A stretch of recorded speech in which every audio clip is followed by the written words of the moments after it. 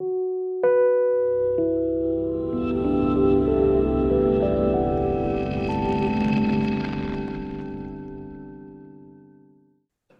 hoy es un día muy especial porque mañana, precisamente, Mexicana cumple 103 años de antigüedad. Empezó su primer vuelo en 1921 con el Mañana 12 de julio.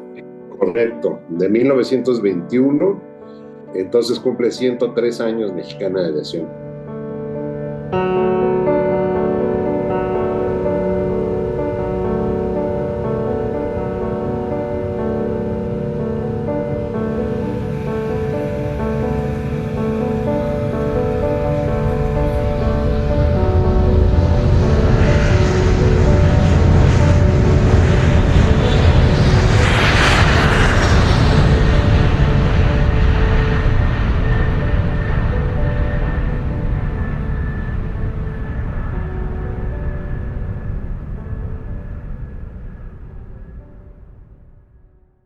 México es valiente y nunca se ha rajado. Viva la democracia y también la libertad. Ese sentimiento que estoy hablando, ¿no? O sea, ahorita México es México, México, México.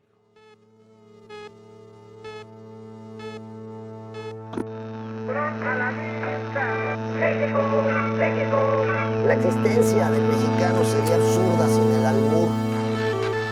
Próxima estación. Próxima estación. Hubo un atentado contra Luis Donaldo Colosio. Es todo lo que sabemos hasta el momento. Que vivo en este lugar y que me encuentro entre la mierda, pues. Imaginémonos cosas chingonas, carajo. Imaginémonos, échale. Refresco, presidente Peña Fiel.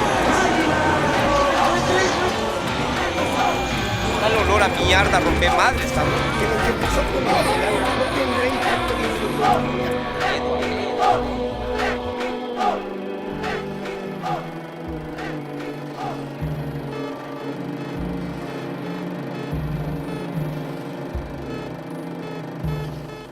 De Altavoz Social y Cultural AC y Sonidera Central, esto es Con un tache en la frente, una serie sonora sobre esta experiencia compartida llamada México.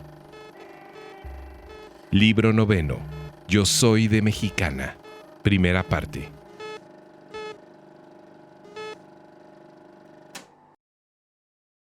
Todo listo, capitán. Comenzamos cuando usted nos diga. ¿Se puede fumar? No, capitán, no se puede. Extraño esos tiempos donde podías fumar en la cabina.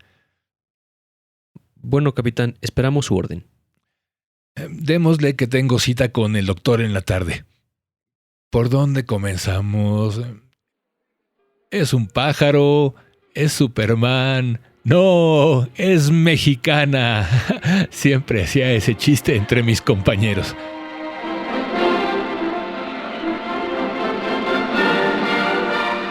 Después de conocer la flota más moderna del mundo, otras ya no te parecerán tan modernas. Mexicana, la primera, siempre será la primera.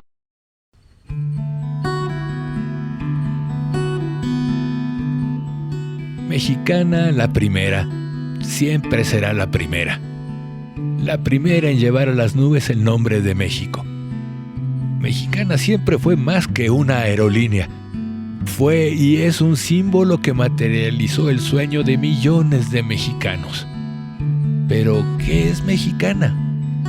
Es la historia de quienes han surcado los cielos, de los que ya no están, de los que siguen exigiendo justicia, de los que se retiraron. Mexicana somos nosotros, sus empleados, los de tierra, los pilotos, los sobrecargos, los millones de pasajeros. Mexicana son sus milagros y sus declives. Soñar es fácil, despegar es casi imposible. Pero volar siempre es el verdadero reto.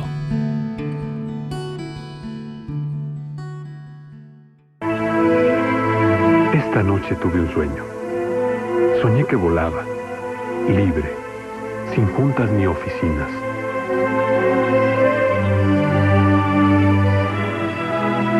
Cuando desperté, era difícil saber si seguía soñando o esos maravillosos paisajes existían realmente.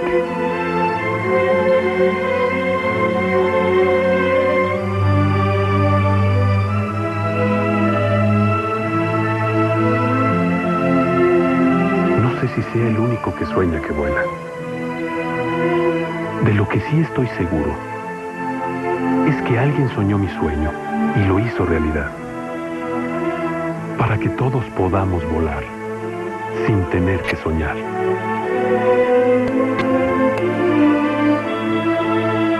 Mexicana, el placer de volar sin límites. Bueno, mi padre cumplió 40 años en Mexicana de Aviación. Como piloto. Sí, voló desde el DC-3, DC-4, DC-6. ¿Su padre entró a Mexicana como estos pilotos del ejército que entraron a Mexicana o su padre era civil? Mi padre sí era militar, pero por ser hijo de inglés, él era militar de la Royal Canadian Air Force. Estamos hablando de 1946. Sí, porque había terminado la Segunda Guerra Mundial y él, como estaba en la Royal Canadian Air Force, es ahí cuando termina la guerra y entonces empiezan a buscar una fuente de trabajo, ¿no? Entonces él es cuando se contrata con Mexicana de Aviación. Ya lo dije, pero lo digo de nuevo. Mexicana de Aviación. La primera siempre será la primera. O eso pensaba. Aquel viaje desde la Ciudad de México hasta Tampico, con duración de 2 horas 45, en un avión Lincoln estándar piloteado por el mexicano Jorge Puflea, fue el primer vuelo comercial en México. Con él, Mexicana de Aviación se convirtió en la tercera línea aérea más antigua del mundo. Todo se lo debemos al petróleo. Este país que no le debe al oro negro. Alguien debía llevar la nómina de los trabajadores del sector petrolero de forma rápida, y ahí entró al quite Mexicana para dar inicio a la aeronáutica nacional. Aunque, aquí entre nos, el primer uso de los aviones en México fue para espectáculo circense, pero eso no suena tan bien en la historia.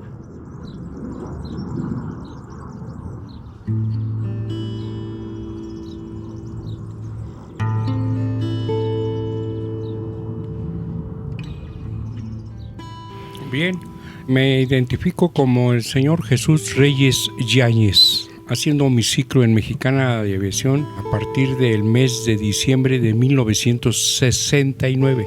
De tal manera que hice yo y completé el ciclo de los 30 años. Participé laboralmente en 2 áreas, que era tráfico ventas de Mexicana de Aviación. Y después pasé a otra gerencia que se llama Express y Carga.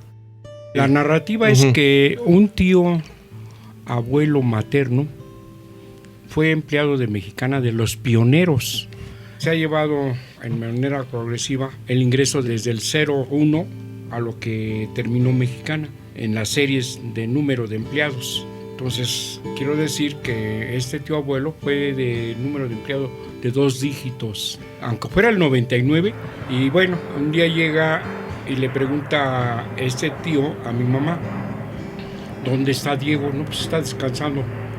Dile que mañana me vaya a ver porque hay una probabilidad de que trabaje en Mexicana. Entonces lo que es ahora el Boulevard Aeropuerto era un llano, era terracería.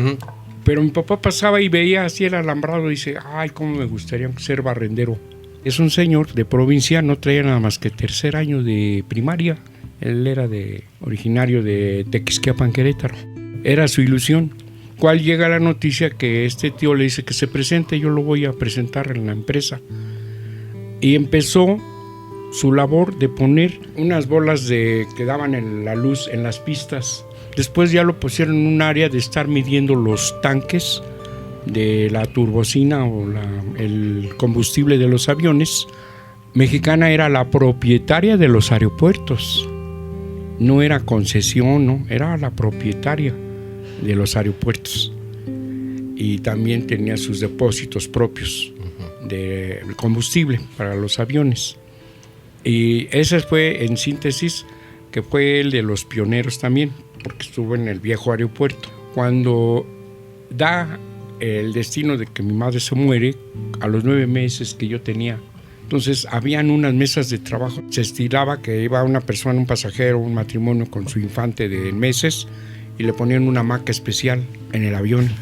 Entonces, ya que eso, me bajaron una de esas hamacas y la pusieron abajo de la mesa de trabajo de equipos. Entonces ahí fue mi cuna, mi casa cuna, mi hogar. Ahí aprendí a caminar y conocí ese ámbito de la antigua mexicana. En sus inicios, paradójicamente, Mexicana no tenía casi nada de México. Sus fundadores eran extranjeros y sus pilotos gringos. Y tuvo que pasar un buen tiempo para que esto fuera cambiando. En 1929, Pan American, en ese entonces la compañía de aviación más importante del mundo, se volvió el socio mayoritario de Mexicana por la módica cantidad de 300,000 pesos. El gobierno de los Estados Unidos obligó a Pan American a hacer la compra porque estaban temerosos de que Avianca, la compañía colombiana propiedad de los alemanes, les comiera el mandado. Los gringos no podían permitir que Avianca se estableciera como la opción más fuerte para hacer rutas del Canal de Panamá a toda América. Por eso Mexicana pudo crecer de forma tan inmediata. Pero con el paso del tiempo, los gringos se olvidarían de nosotros. Pobre Mexicana, tan cerca de Dios y más cerca de Estados Unidos. Mi papá trabajaba en Mexicana. Él le tocó la época dorada de la aviación. Él era piloto militar. En los años 60 se conforma la aerolínea ya más sólidamente, ya que se abren muchos más destinos. Se empiezan a adquirir aviones, faltaban pilotos, y no había de dónde echar mano para tomar pilotos más que de los pilotos militares. Entonces el gobierno de ese tiempo, te digo, años 64, 65, los invita a trabajar en Mexicana.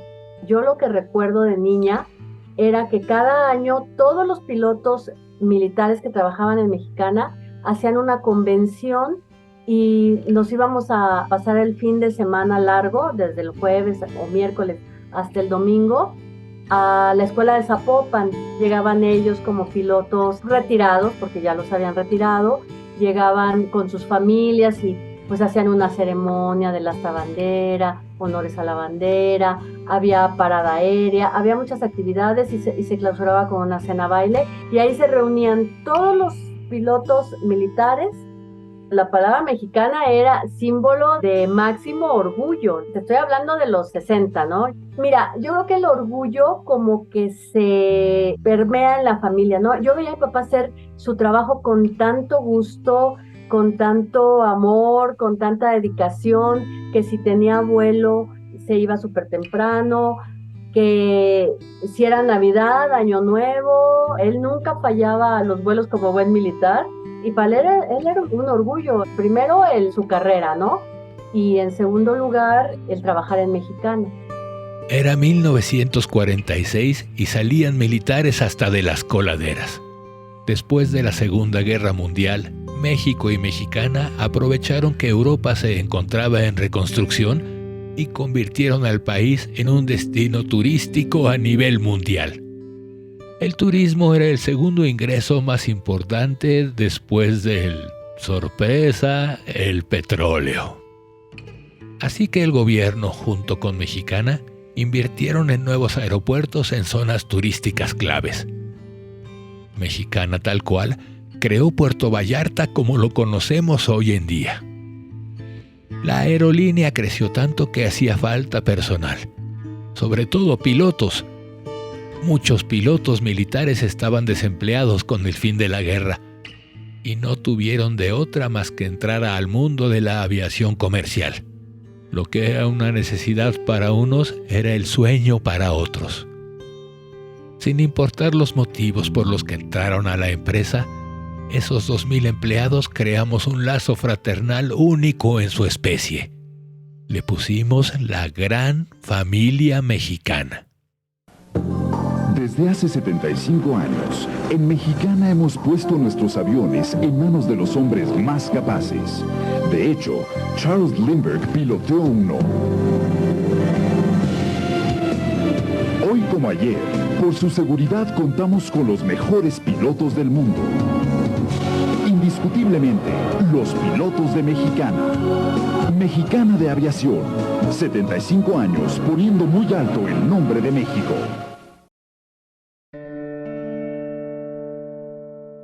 Entonces, el ambiente, nos autonombramos todos, sea quien sea, la Gran Familia CMA, la Gran Familia Compañía Mexicana de Aviación. Esto era de verdad en todas las áreas de Mexicana, en todas las que fueran, había esa compatibilidad hermanable de todos. Es decir, la Gran Familia Mexicana de Aviación o CMA. Porque bien un compañero se hacía tan amistad que se convertían en suegros, consuegros, padrinos, ahijados, tíos. Se convirtieron, por aras del destino, se convirtieron así. Luego los hijos lograban entrar a Mexicana, pues con más razón había esas nuevas generaciones. Bueno, somos 4 hermanos, yo soy el más pequeño. El mayor entra a Mexicana de Aviación en 1973 y se hace capitán del Boeing 727. Y mi otro hermano, Ricardo, que todavía sigue dando instrucción, entra en 1975. Mi hermana trabajó en el Salón VIP de Mexicana, allí en el aeropuerto de Benito Juárez. Y yo entro a Mexicana de Aviación en noviembre de 1981. La empresa funcionaba increíble porque iba para arriba. Teníamos un excelente sueldo, teníamos muy buenas prestaciones. De verdad que en lugar de ir a trabajar, ibas a sentirte feliz, a hacer lo que tú eras libre para vivir en esos momentos contento y además te pagaba, ¿no? Fue una empresa que de verdad siempre iba hacia arriba. A inicios de la década de los 60, todo era felicidad. Hasta que comenzó la era del jet que revolucionaría la aviación. Mexicana celebraría la llegada del jet por todo lo alto. Desfiles, ríos de champaña, exhibiciones aéreas, porque según coincidía con los 50 años de la compañía. Eso era una falacia. En realidad, era el aniversario del primer vuelo que hicieron los fundadores en 1921. Pero la compañía, Mexicana, se fundó hasta 1924. Cosas de los mañosos del área de publicidad. La celebración se vio opacada porque los trabajadores del Sindicato Nacional de Trabajadores de Aviación y similares y la Asociación Sindical de Sobrecargos de Aviación entraron en huelga para exigir mejores condiciones laborales. La huelga inició el 2 de julio de 1960 y triunfó el 14 de julio.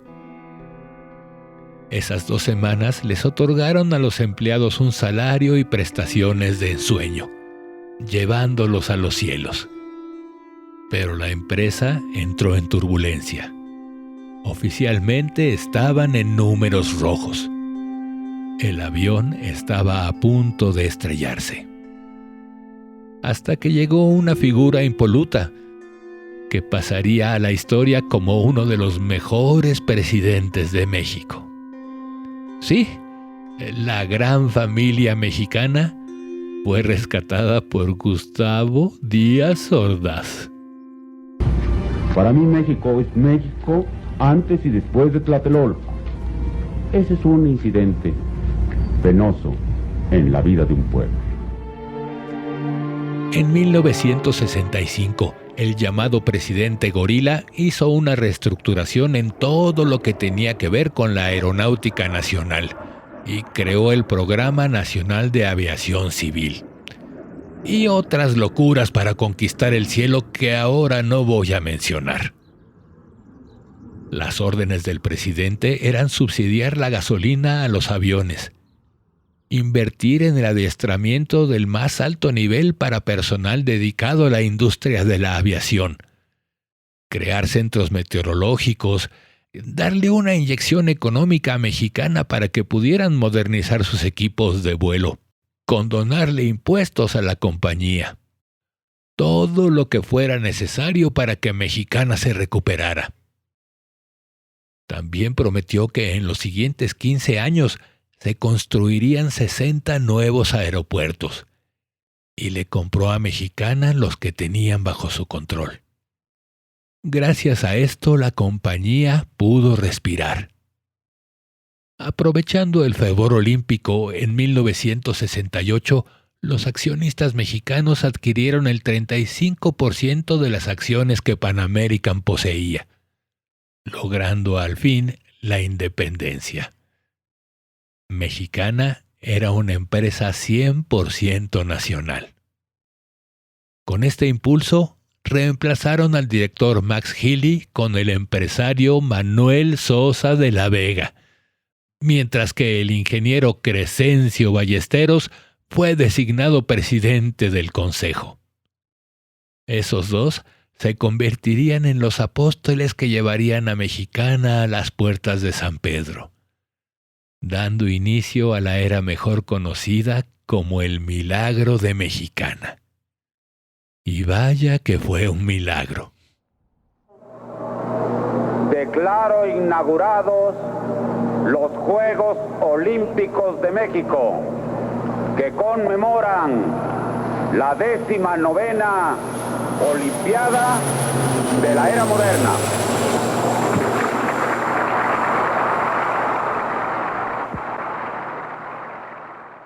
Sí, ya era una empresa potente. Y era un sueño estar en Mexicana de Aviación. Se sentía el ambiente así, de que estábamos ya en un mundo nuevo, porque no es lo mismo trabajar en una empresa aérea a una empresa comercial. De comercial se vende de que trapitos y cositas, y no. Esto ya era vender boletos de avión que servían para enriquecer a México de un país a otro país, como era México, Estados Unidos, y luego de México a Panamá, que fueron los primeros vuelos que nacieron en Mexicana Aviación. A mí todavía me tocó volar en un DC-6, un avión que temblaba uno cuando subía a uno, los vientos lo movían todo ahí, el avión. Bueno, esa fue una experiencia maravillosa, ¿no? Porque solamente los que empezamos a viajar en este tipo de avión podíamos valorar lo que es viajar en jet ahora, porque cuando volaba ahí, todo el avión se venía y las sobrecargos, que se bajaban las caretas para tomar oxígeno y todo eso para que uno no viajara ahí. Yo ya no me sentía empleado y ya me sentía viajero, porque hasta eso nosotros empezamos con muy pocas prestaciones para volar. Teníamos un vuelo al año gratis y luego teníamos 2 veces al año un 90% de descuento. O sea que teníamos para volar en un año 3 opciones. Y el vuelo con el 90% estábamos sujetos a que hubiera espacio en el avión. Cuando estuve ahí en Asia platicándole a mis compañeros de otros países, se quedaban sorprendidos de ese tema porque incluso no lo podían creer. Bueno, obviamente el seguro médico, de gastos médicos mayores para el piloto y su familia, directa, pases y descuentos. Si llegábamos en el horario de vuelos entre las 11 de la noche y las 5 de la mañana, la empresa le proporcionaba transportación a domicilio. Como la gran mayoría tenían automóvil, entonces se le daba un vale de taxi por la fatiga, para que no fuera usted a tener una contingencia, un accidente, ¿no? Pero esa era una parte de la prestación. Luego el sindicato logra, llegamos a tener un supermercado, era la tienda sindical. Y en esa tienda nos daban víveres y comestibles y ropa, y una cantidad de artículos innumerables. Era en un edificio de 3 pisos que está a un lado de donde está el estacionamiento de los pilotos ahí en el aeropuerto de México. Ese era un gran beneficio. Y luego automóvil cada 4 años. Dependiendo de la antigüedad, era el rango de costo del automóvil. Para los de mayor antigüedad era un poquito más alto, y para los que nosotros no éramos tan antiguos, nos daban un automóvil. Otra prestación que es prácticamente increíble era la famosa profilaxis. La profilaxis era una vez al año, la empresa le proporcionaba al piloto y a su familia directa los boletos de avión con pase positivo a un hotel con todo incluido, y generalmente eran hoteles de playa, y eso era por 5 días, y eso era lo que se denominaba profilaxis, que en términos médicos viene siendo así como un tipo de descanso mental.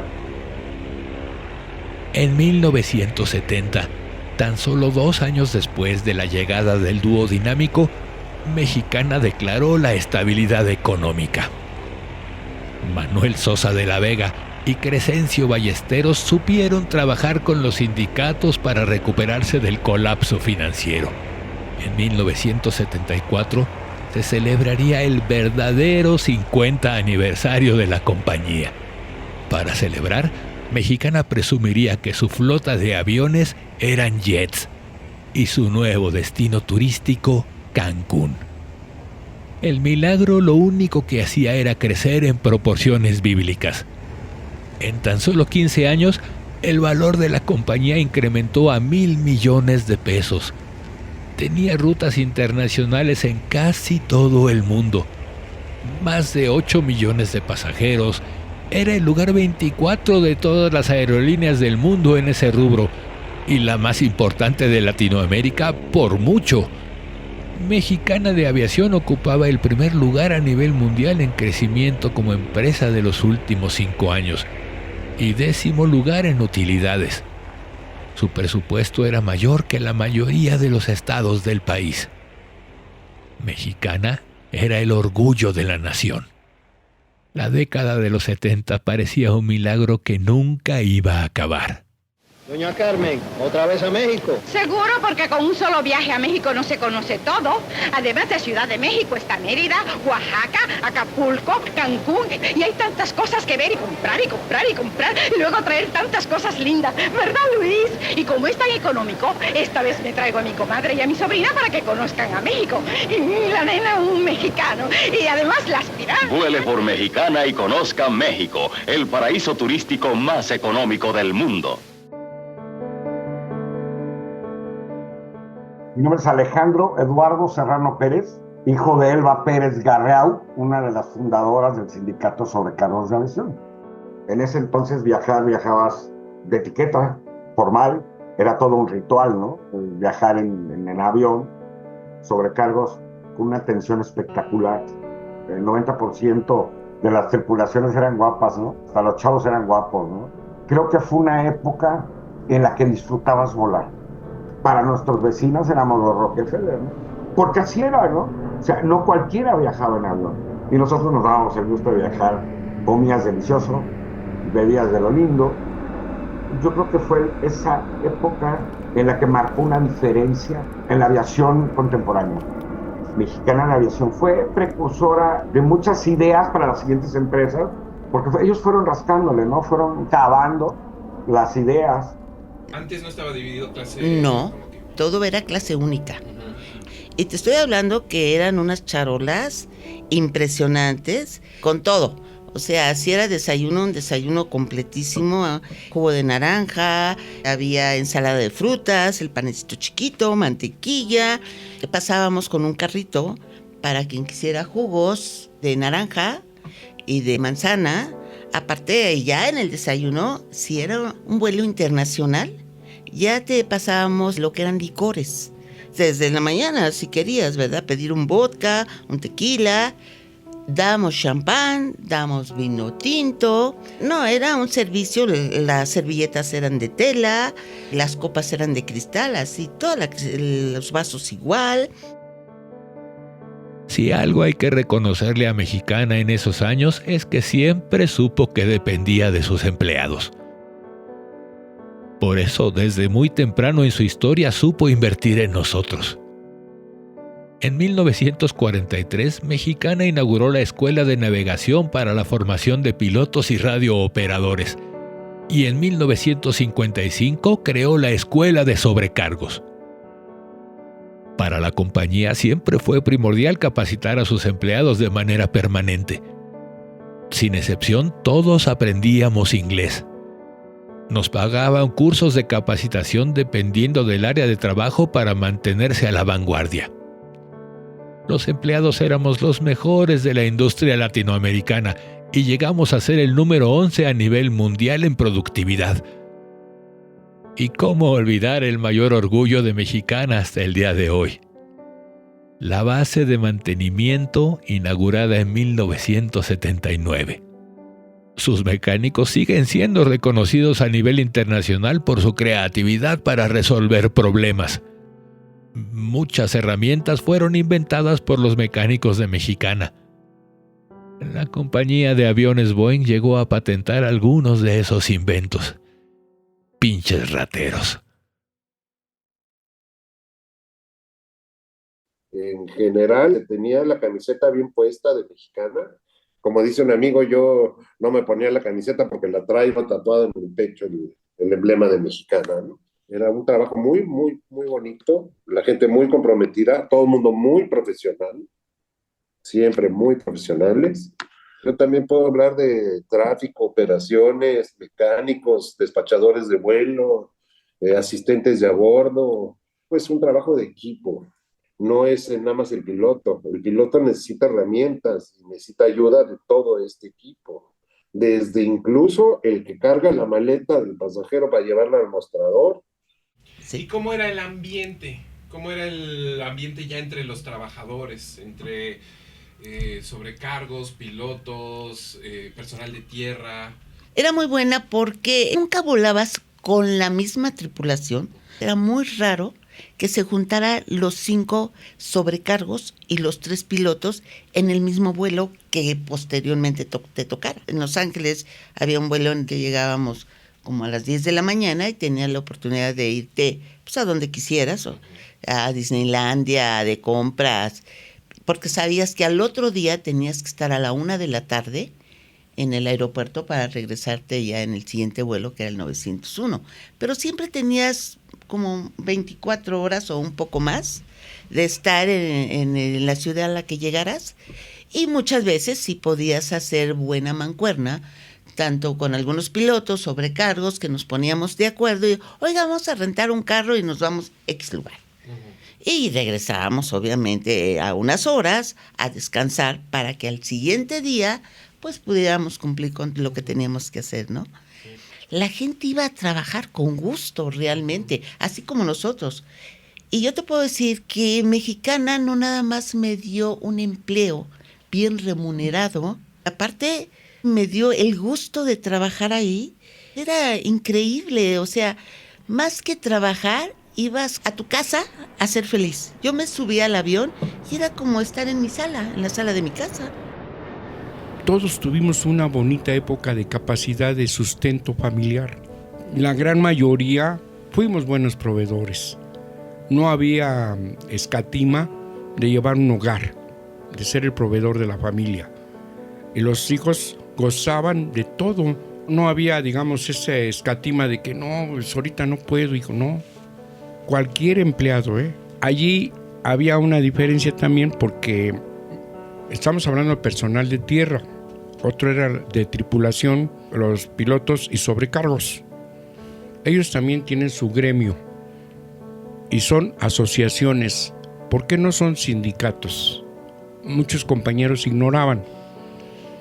En efecto, el sindicato del Santas, en primera instancia de su fundación, agremiaba a pilotos y sobrecargos. Pero optaron ellos por independizarse, entonces ya, de acuerdo a las leyes, no podían formar sindicato, porque proveían de un sindicato. Entonces ellos los nombraron asociación. Asociación de Pilotos, ASPA, de Aviación, ASPA, y Asociación de Sobrecargos de Aviación, ASA.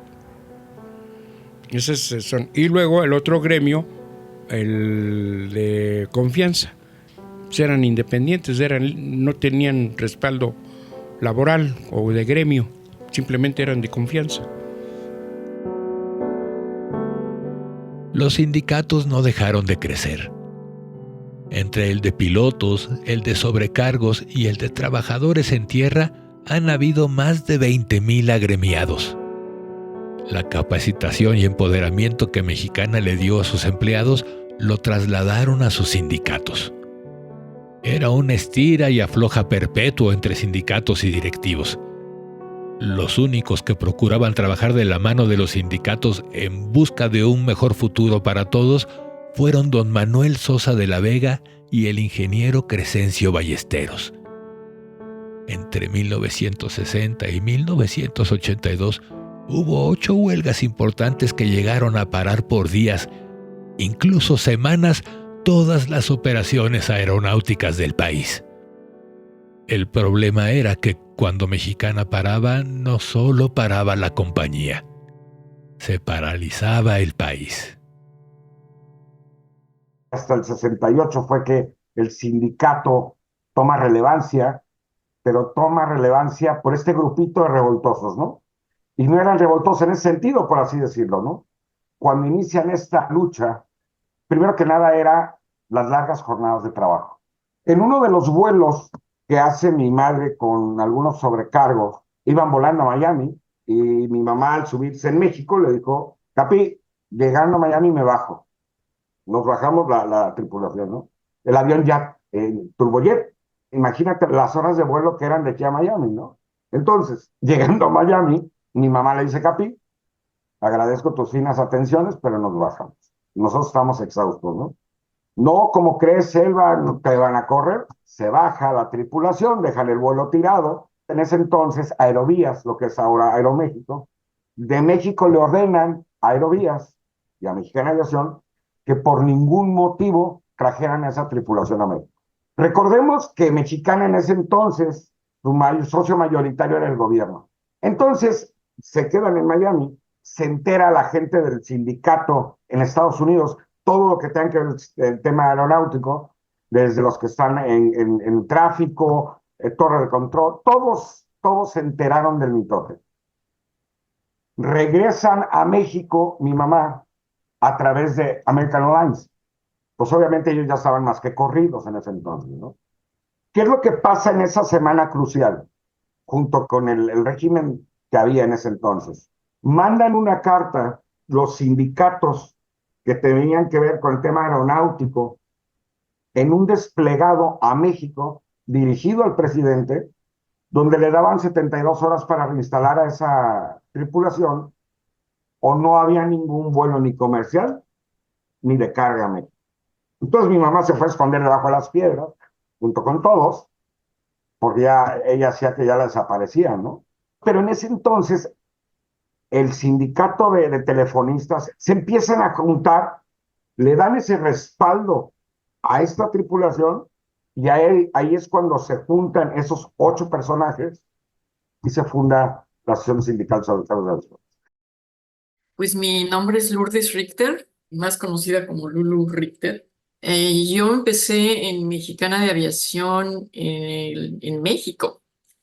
Ahí fue mi primer puesto, en el año de 1979. Les debo de hacer esta aclaración que es importante. La Mexicana de Aviación era una entidad global, pero al mismo tiempo, al participar en diferentes países, en cada país se rige de acuerdo a las reglas, las instituciones de cada país. Tienen que seguir las leyes laborales. Exactamente. Entonces, en Estados Unidos, pues había su propio sindicato, sus propios sistemas laborales, etcétera. E igual con cada país, igual con Canadá, igual con Londres y con España, que fue lo que me tocó vivir.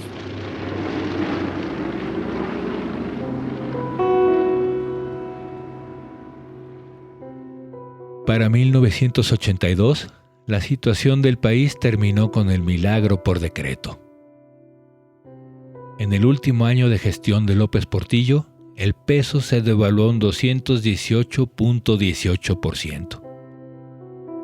Ante la situación, el presidente decidió tomar el control total de la compañía y destituyó a don Manuel Sosa de la Vega y a Crescencio Ballesteros. Puso de presidente de la mesa directiva a Mujica Montoya y de director general a Enrique Loesa Tobar, que también era director de Aeroméxico. Aeroméxico, siempre Aeroméxico, el hijo favorito del Estado. Con esta jugada buscaba que la población pensara que las devaluaciones no eran tan graves. El gobierno iba a rescatar al país como lo había hecho con Mexicana.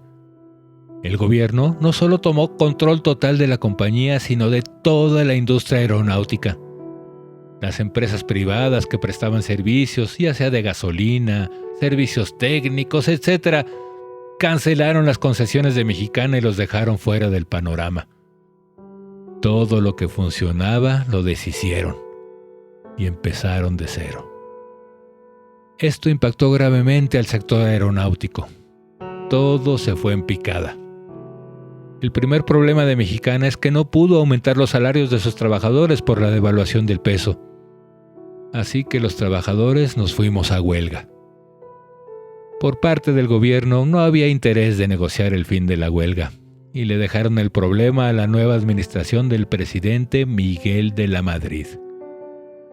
Esa época siempre se estaba acostumbrada la revisión sindical de todo el sistema en México, que pedías el 100% de salario y te lo reducían al 15, al 20%. Entonces el sindicato pensó que no podía ya existir ese método de negociación, sino acordamos solicitar el porcentaje de lo que había aumentado la vida de un año a otro. Y entonces solicitamos una revisión de salario, no de contrato, a un 20%, sin regateos. El 20% o nada. El gobierno le imponía el Fondo Monetario Internacional que no podía aceptar revisiones que rebasaran un tope salarial impuesto por el Fondo Monetario Internacional. Entonces nosotros pedíamos un 20% y no era posible porque en aquel tiempo el tope salarial era del 12 al 15% cuando mucho.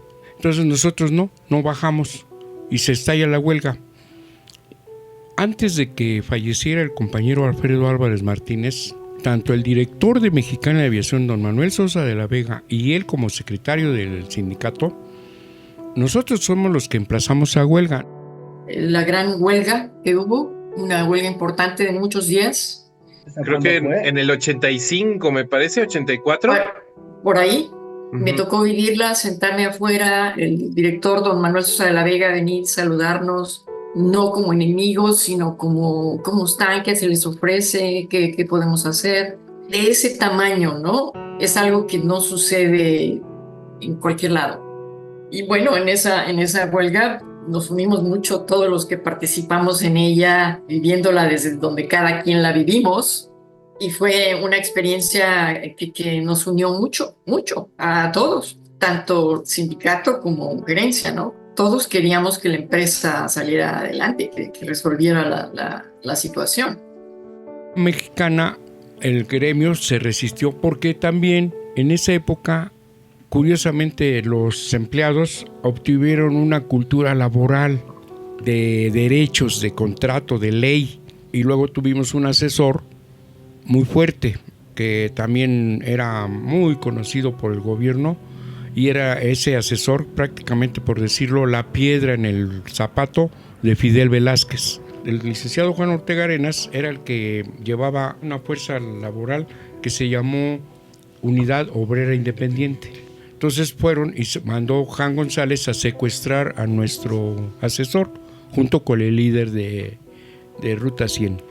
Y a las 4 de la tarde ya había un mitin en Bucareli, en la Secretaría de Gobernación. Cuidado, como comprenderlo. Nosotros éramos un sindicato miniatura, minúsculo, en comparación de los gigantes. Los Pemex, los Educación Pública, los Seguro Social, los maestros, que fuimos a poner a las 5 de la tarde un ultimátum con todos los agremiados.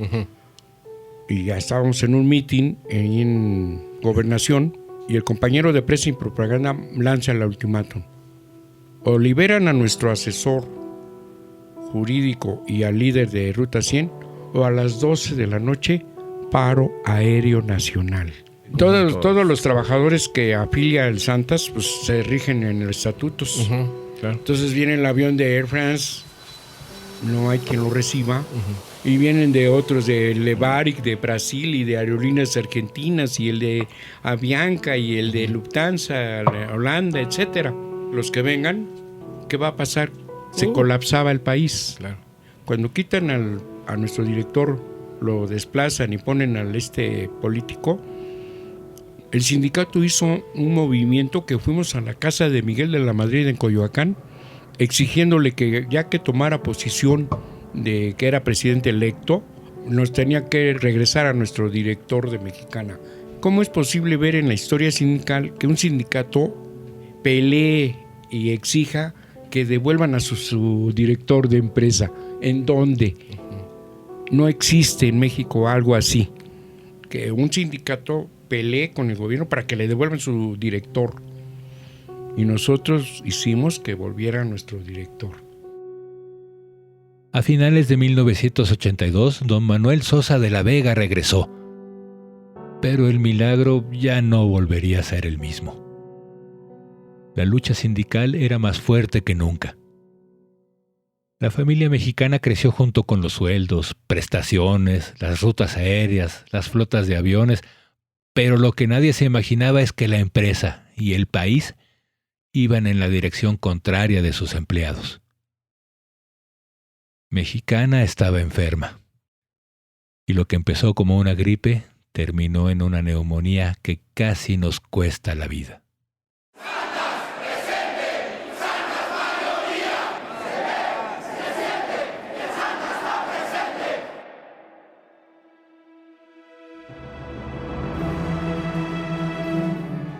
Participaron en este episodio Jorge Brown, Víctor Castro, Jesús Reyes, Laura Fuentes, Carmen Ortiz, Alejandro Serrano y Lourdes Richter.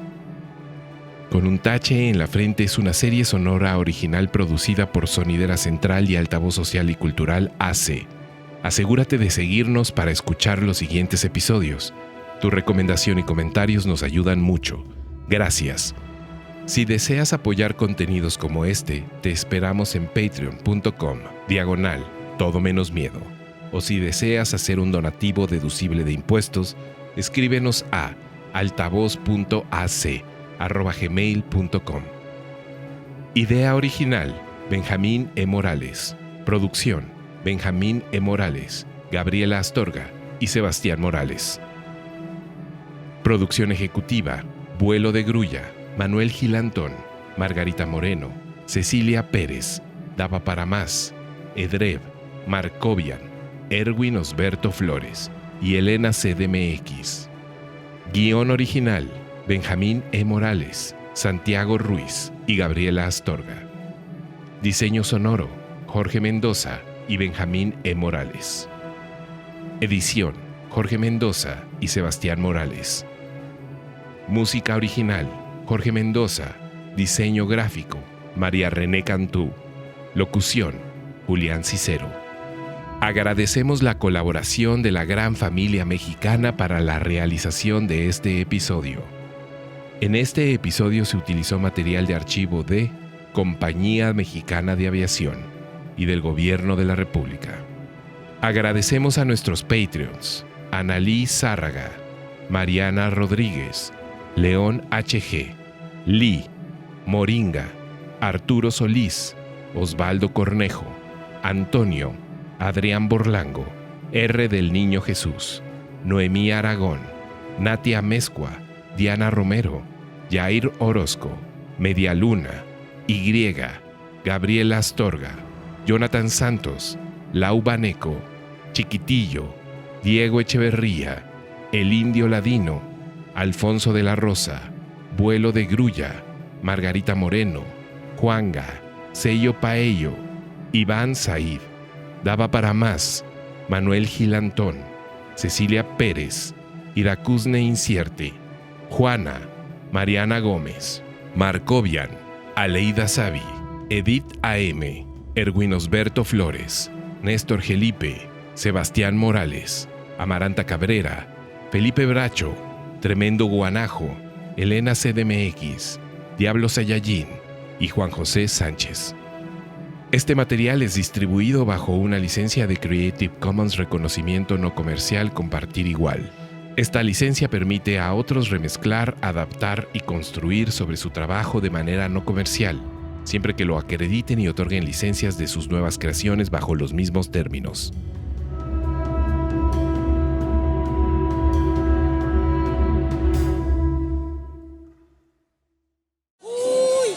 Las anécdotas vividas en Mexicana se puede escribir un libro. De todos los que estamos aquí. Un pasajero un día me habla y me dice que a una señorita que de qué color venía mi avión.